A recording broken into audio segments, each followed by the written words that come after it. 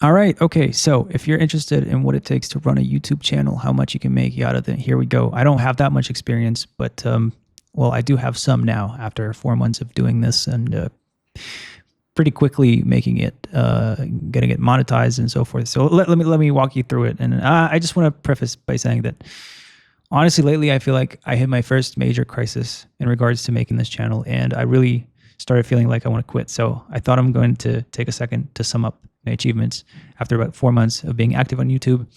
And I'll give you some background. I decided to start focusing on this thing right when it became apparent that I'm going to lose my primary source of income and will have quite a lot of free time. And I figured, I have some time before my money runs out and I can give this thing a go and see what it means to me and whether I can turn it into anything substantial. And I didn't start out with a very detailed plan. I knew I wanted to share my art. I felt like I could maybe talk about interesting things, not necessarily art related. And I had a hunch that it might be appealing to someone. And my strategy was simple. I thought I'll post time lapses of whatever it is I'm making and use my rambling as an excuse for people to look at my stuff. And it kind of worked. I put out a couple of videos that pretty quickly resonated with people and got some initial traction. I think after a month, I hit 2,500 subs, and within 3 months, I was at about 10,000.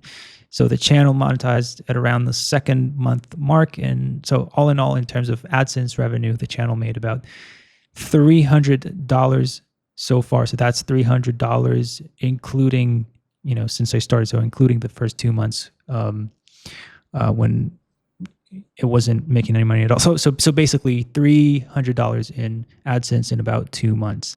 But wait, there's a little bit more than that, and there's an even more substantial revenue channel.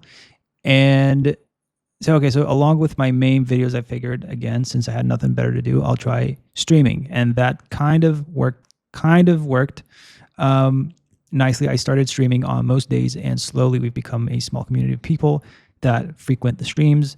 And on the streams, I learned people are hungry for knowledge. So whatever it is that you can give them for free, knowledge for free, they're like, give me that, And so people are always asking questions about how to draw this and that, or how to handle art related crises and so forth. So I decided to create a weekly educational session, which was also quite successful, and people liked that.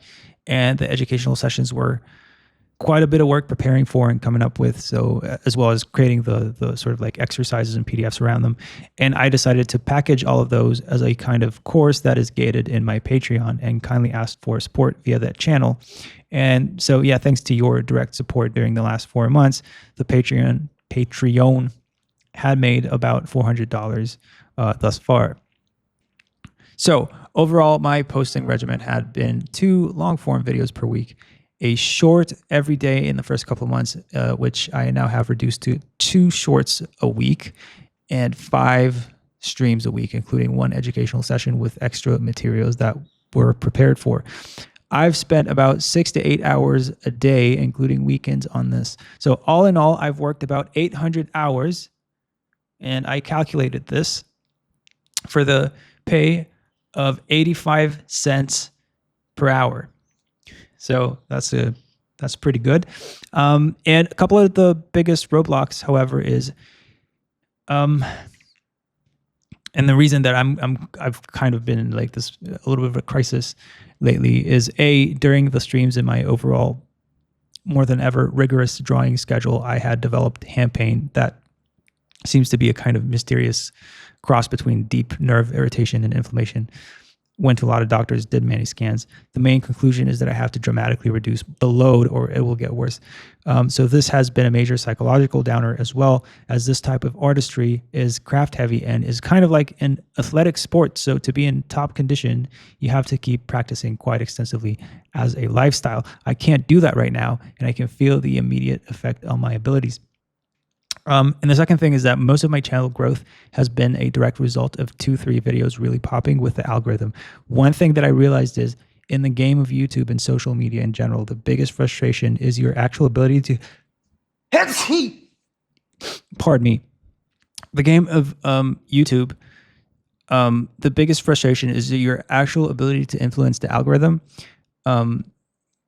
Is basically it. So 2 seemingly alike videos do not perform equally, even if you have a higher CTR, a higher AVD, average watch time is often not contributing to overall performance as you would tend to believe. And this is, again, one of the most psychologically challenging aspects of this work. You feel like you're playing the lottery half the time. At least that's what I feel like. Lastly, I've been looking at channels that YouTube compares me with.